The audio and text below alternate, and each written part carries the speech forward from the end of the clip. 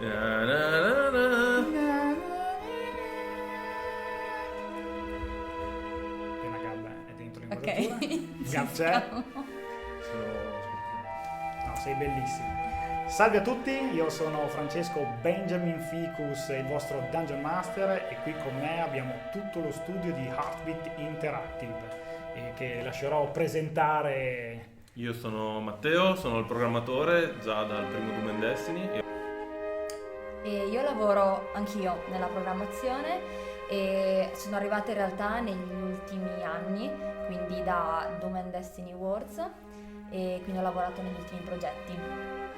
Io sono Gabriele, Gab, il pixel artist del team, e ho iniziato con loro a metà di Doom and Destiny Advanced e niente, ora siamo qui e cercheremo di tornare sulle nostre primi origini, passi. esatto. Ormai è passato abbastanza tempo dai nostri primi giochi che non ci ricordiamo più niente, e quindi sarà come giocare dei giochi nuovi senza averli pagati. Quindi è una gran cuccagna. È un'occasione magari per vedere scelte che sono state fatte in passato e magari non dimenticarsi che cosa li ha resi speciali. Esatto, soprattutto ricordarsi quanto eravamo giovani, ormai cosa sono 13 anni. Sono 13 anni Mamma mia. al 1 aprile. Mamma mia, sembra una vita. Ecco, io quando questo gioco veniva sviluppato facevo una vita completamente diversa e infatti questo gioco l'ho scoperto da giocatore e mi ricordo questa scena da giocatore, mi aveva già stupito perché avevo trovato l'unico gioco interessante sul Windows Phone che avevo all'epoca era questo Doom and Destiny. L'avevo scaricato senza nemmeno sapere cosa fosse e subito c'è questa scena in cui c'è la vergine sacrificale di questo appunto, sacrificio che però si scopre non essere più vergine proprio perché la sera prima ha fatto festa con gli scienziati che la devono sacrificare e qualcosa di storto. E qui ho capito che il gioco meritava di essere continuato. E le battute a sfondo sessuale tirano sempre. Io ricordo che nell'originale, se non sbaglio, lei diceva "Ma io sono del Toro". Sì, è vero. Ma la battuta è dovuta diventare quella, diciamo, della festa con i cosi per la versione in inglese in cui Sì, il vergine cambia. non si dice la stessa cosa in inglese. Oltretutto tu parli di versione originale perché Doom and Destiny non nasce come Doom and Destiny, ma nasce come progettone, anzi Project One, quindi un incredibile gioco di parole tutto italiano. Perché il gioco nasce, ormai voi mi odierete perché questa storia l'avrete sentita 1 milione di volte, ma il gioco nasce come parodia offensiva proprio di questi 4 protagonisti che all'epoca erano i ragazzi con cui giocavo e gioco tuttora, almeno quasi tutti, a Dungeons and Dragons. Io ormai cosa sarà stato il 2008, avevo iniziato a smanettare con RPG Maker per fare un gioco di ruolo e avevo provato a ricreare la campagna di Dungeons and Dragons che stavo creando appunto con i giocatori. E quando hanno visto il prototipo, la demo che avevo creato, la loro iniziale reazione fu: che cos'è questa ciofeca, noi non vogliamo provarlo, ci rifiutiamo di giocare a meno che noi non siamo i protagonisti del gioco. Ovviamente loro si riferivano ai protagonisti nel senso delle loro classi, dei loro ruoli, perché nella ricreare la demo mi ero preso un po' di libertà e avevo cambiato le classi giocate dai ragazzi in favore di personaggi generici. Possibilmente più interessanti. Sì, immagino. esatto, perché probabilmente ci è stato un bardo mezzo drago, un guerriero mezzo drago, un mago lich, di solito erano sempre dei gran power player. Ma questo però mi diede l'idea di metterli effettivamente come protagonisti netti di un'avventura, una specie di scary movie, un mischione di fantasy e realtà, e creai questa demo progettone in cui loro 4 erano i protagonisti del gioco. E l'idea era di sfotterli, in realtà la gag si è ritorta contro e a loro è piaciuta e mi hanno detto vai avanti e completa il gioco. Io completai la demo, però mi mancavano le competenze per cercare di venderlo perché io di programmazione non ne capisco un H tuttora, e fortuna volle che tu eri compagno di classe di Mike e amico di Francis, questo qui. Sì, ricordo ancora quando mi mandassi, prima ci parlammo e mi dicessi che avevi fatto il gioco, mi hai dato il link da scaricare. Io ricordo che ho fatto praticamente 5 ore ininterrotte perché era uno dei giochi più divertenti che avevo giocato negli ultimi, direi, anni, e ero proprio innamorato, e l'idea che fosse possibile lavorare su un progetto del genere insieme a te mi era piaciuta molto, anche un po' in base, diciamo, alle esperienze che avevo visto, e anche il fatto che si vedevano difficoltà nella qualità dei giochi di quell'epoca, e quindi vedere un gioco che era contemporaneamente divertente e simpatico mi aveva fatto venire molta voglia di lavorarci insieme. Poi la cosa che mi diede completa fiducia del poter portare avanti la cosa fu il giudizio di Francis, che nella realtà è estremamente sempre severa e molto cinica, che però provando la demo disse che questo gioco era molto bello, ma gli mancava solo una cosa, un po' di pornografia, commentò. E proprio in quell'istante lui, mentre provava la demo, cliccò su una cassa a caso, che io ho voluto rimettere anche in Doom and Destiny, dove il messaggio un mucchio di riviste pornografiche anni 80, lui quando lesse sta cosa, in immediata risposta al suo commento, disse: questo gioco è perfetto, pubblicalo. Eccellente. E quindi capì che se anche lui approvava voleva dire che ero sulla buona strada. Sì, anch'io da giocatore mi ricordo che già in questa stanza qui, ma anche quella prima, trovare il badile e il martello come armi in un gioco che appunto ti fa capire di essere un gioco fantasy, quindi ti aspetti già armi, armature di un certo tipo e magie, e invece si apre con il badile, il martello, le patatine e la birra e la cassetta di riviste anni 80, e ti fa subito capire il tenore dell'esperienza, e poi l'hai mantenuta per tutto il resto del gioco. Poi Ricordo che a una fiera negli ultimi anni qualcuno commentò: grande ragazzi, avete fatto un isekai. Io obiettivamente ci sono voluti 10 anni per capire cosa fosse un isekai, però effettivamente questo genere, che adesso è molto popolare, di persone che finiscono in un mondo fantasy, Che potrebbe essere già il titolo direttamente di un anime, persone che finiscono in un mondo sì, fantasy. Isekai and Destiny. Ecco. Qualcuno chiedeva come mai si fosse stato chiamato Doom and Destiny, e Mamma mia. stavo Una cercando... bella avventura è stato trovare il titolo del gioco. In realtà stavo cercando di ripensare l'esatto momento, perché ricordo anche un Pixel and Magic all'inizio, tra le varie... Di cui avevamo anche fatto dei concept, dei title screen e così via. C'erano un paio di idee sulla questione. Credo Sicuramente uno dei motivi principali è che volevamo che iniziasse con D&D. Sì, esatto. Quello era la cosa fondamentale. Col senno di poi, dopo le mail intimidatorie di Dungeons and Dragons, ci hanno fatto cambiare idea. Mi ha fatto ridere l'idea che poi è uscito veramente un gioco che si chiama Pixel and Magic, È vero.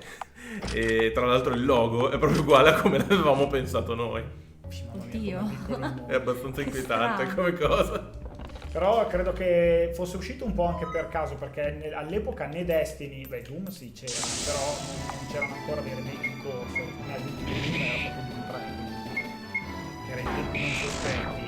Complice il fatto che uno dei personaggi del gioco si chiama Destino, già anche nell'opera originale di Progettone, e da lì volevo chiamarlo Doom Destiny. È uscita... Poi il gioco era pensato per uscire esclusivamente su Xbox Live Indie Games, perché eravamo super esaltati, pensavamo che avrebbe venduto un sacco, ed eravamo super terrorizzati che il gioco sarebbe stato piratato. Tu puoi immaginarti, adesso ci farebbe anche piacere se ce lo piratassero, Ecco. pur di avere un po' di attenzione. E invece al tempo eravamo molto gasati. È vero. Poi era veramente un po' il Far West all'epoca, perché il mondo mobile non c'era. Secondo me Angry Birds era uscito da un paio d'anni, quindi diciamo non era ancora esplosa quell'universo di giochi sul cellulare, e quello che giocato su Windows Phone è uscito un bel po' di anni dopo. Sì. rispetto- Ma all'epoca quello che mi ha stupito poi era che su un telefono, adesso non so perché non gioco tanto su un telefono, però all'epoca il mercato mobile era pieno di roba quasi usa e getta, no? Fai una partita, 5 minuti e te lo dimentichi, domani ne fai un'altra se ti viene voglia. Mentre invece questo qui ti dava la storia da 10, 15, 20 ore da giocare, da perderci via i pomeriggi, come era Final Fantasy per volta e appunto i vecchi JRPG. Questa roba qui su telefono a me mancava completamente, infatti mi aveva stupito trovare tutto questo prodotto su un telefono, e mi ha stupito anche il fatto che non ce ne fossero altri in realtà, o forse non così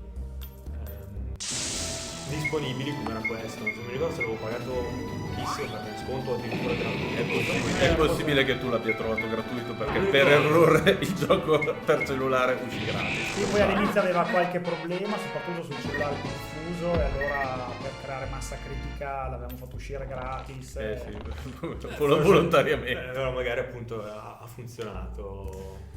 Mi ricordo che dissi a Francesco: Fra, lo sai che il nostro gioco è uscito 3 giorni fa gratis? Ah, vero? Senza che lo sapessimo, perché avevamo lasciato impostato lo story in un certo modo iniziale. E l'ho scoperto dopo 3 giorni. Il problema è che aveva fatto una quantità di download senza senso. 100.000. Magari ce l'ho dentro anche io, c'è una foto. Uncanny. E i ritratti, allora, la grafica è presa da RPG Maker, mentre i ritratti erano... Ne ho fatto una ragazza con cui avevamo collaborato una vita fa, e poi ho perso i contatti dopo perché lui lo Lo stesso che aveva fatto copertina di... Ah no, Gianluca ha fatto tantissime parti, diciamo, della grafica promozionale, la copertina, poi della versione fisica, perché c'è un CD del gioco che potete avere soltanto preordinandolo con un ritardo di 10 anni. Sì, esatto. E Gianluca aveva fatto tutte le copertine sia di Doom and Destiny, credo che di Doom and Destiny 2. E ha anche fatto quelle che sono le copertine dei capitoli del gioco. Poi le copertine finali vere e proprie, di cui adesso noi stiamo indicando qui, voi non potete niente, abbiamo i poster appesi alle pareti e sono Micelli. È però l'artista che si è occupato dei personaggi del primo e di tutti i character portrait del secondo, che poi sono stati colorati in maniera decisamente ben fatta.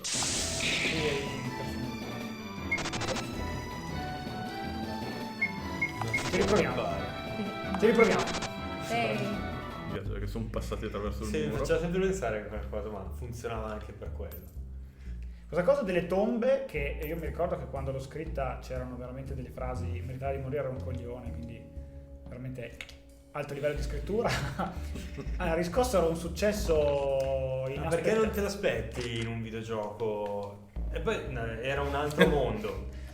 Cioè non ti aspetti il coglione in un videogioco, ti aspetti il cretino, perché ovviamente non si può andare oltre. Cosa ridi? Sono fatto terribile. Stiamo dimostrando che volevamo dimostrare. Ha detto coglione. Qui c'era Pavimento elettrificato, vediamo se ci riesco. Tutte le volte chiaramente comunicato con dei teschi solo nella prima parte, però perché c'è anche una lapide in cui c'è su scritto: è morto perché ha camminato sul pavimento elettrificato, e quella dopo dice: no, occhio, sul serio, il pavimento è elettrificato. Io da giocatore esatto. Io da giocatore l'ho capito al terzo replay che quei teschi significavano che lì non devi camminare. Ma perché era scritto su una delle lapidi? Sì, su una delle lapidi era scritto: ora ti morto. Esatto, ci sono quelle frasi che non ho mai Qui capito. è tradotto dall'inglese, questa è scrittura creativa.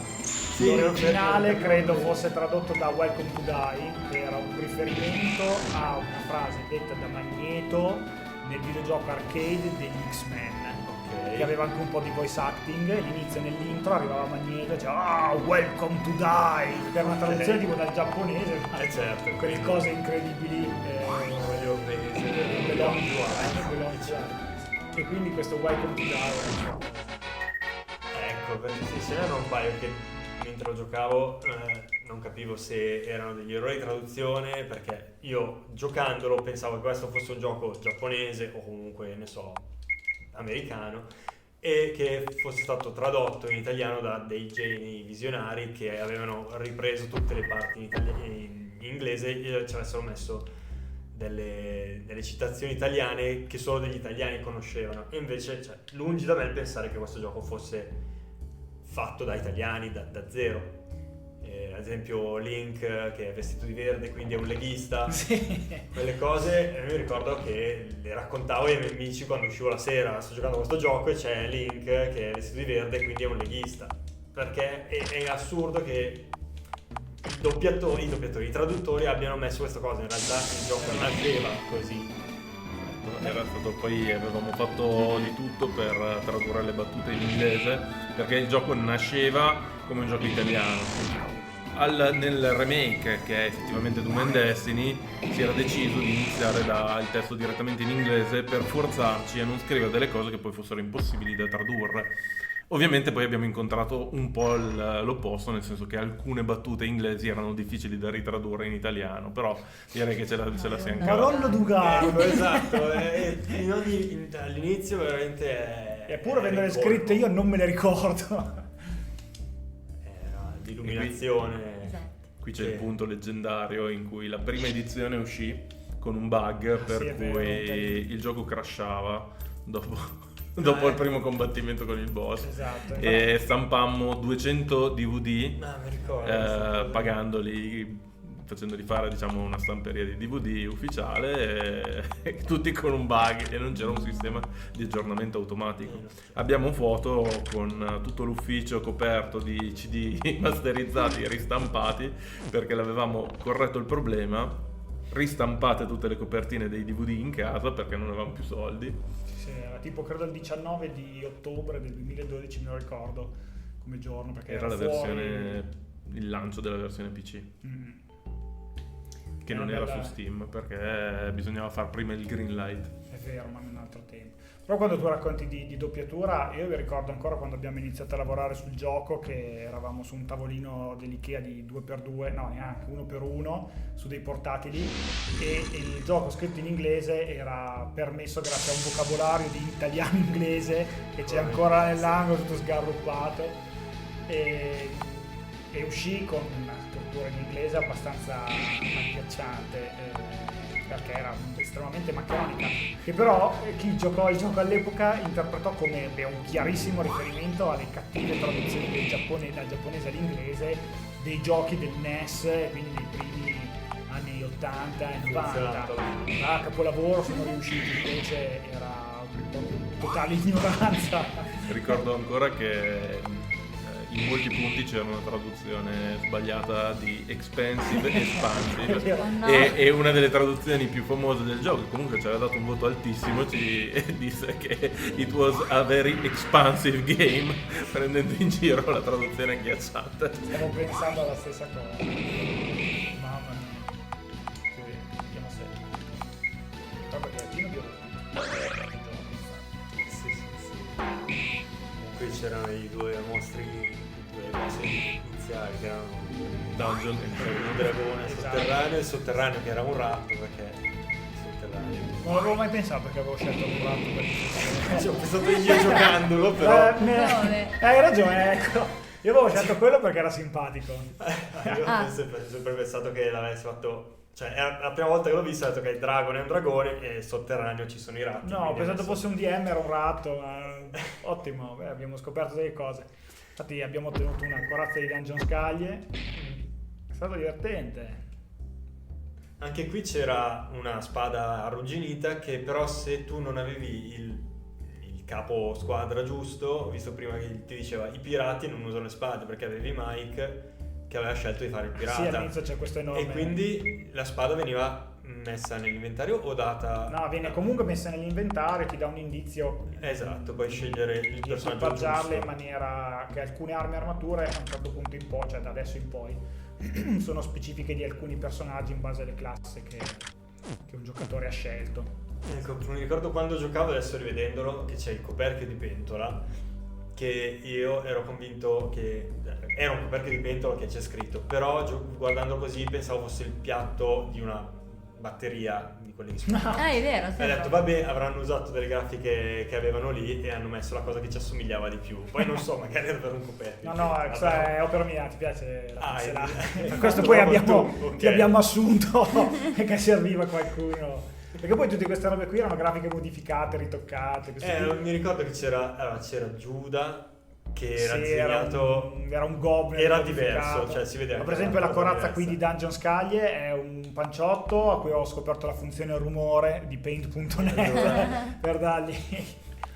E quindi la magia del recolor scorre forte in Si noi. usava quello che c'era.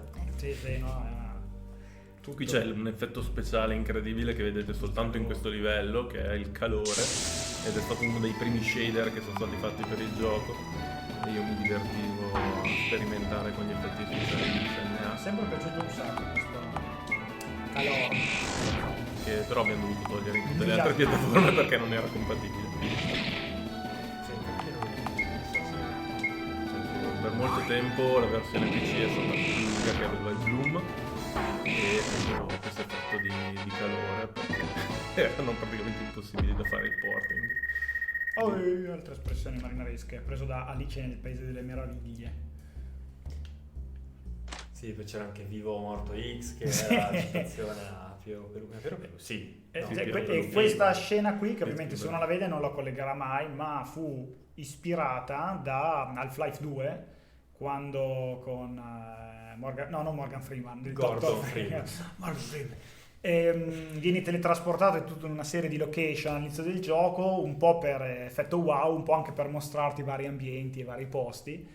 E qui venne l'idea a te, mi pare, che mi dissi facciamo questa cosa, così facciamo vedere un po' di posti all'interno del mondo di gioco. E quindi ci sono un po' di anticipazioni della città del Giappone. Sì, infatti poi questo spezza subito Il vedere Babbo Natale, che poi l'abbiamo aggiunto in un DLC perché lì era una gag a caso, ma poi dopo c'era tutto un pezzo. Babbo Natale c'era già nella versione di base. Mi ricordo soltanto che il parallasse di quelle stelline che ruotavano si rompeva in continuazione e credo che ogni 2 volte dovevo sistemare. E poi qui c'è un'anticipazione di 2 personaggi chiave della storia che ovviamente il giocatore non può capire, però almeno coglie questo utilissimo suggerimento per i vecchi giocatori di Dungeons and Dragons, in cui era inutile rendersi invisibili perché i draghi avevano vista cieca. Invece con la quinta edizione non ce l'hanno più, potete usare invisibilità. Giocate a Pathfinder. No, giocate a Dungeons. Pathfinder è bello, la second edition non l'ho mai provata. Possiamo farci un video lunghissimo su tutte le edizioni di Dungeons and Dragons di Pathfinder, ma direi completato il capitolo 1. La migliore è la second edition, nonché l'unica che ho giocato. E allora direi che possiamo, con questa affermazione forte, parole forti di un uomo pazzo, possiamo chiudere la nostra nuova prima avventura. puntata. Esatto, la primissima puntata di questa nuova avventura, e sperando ce ne siano delle altre, ma ce ne saranno delle altre, è una minaccia.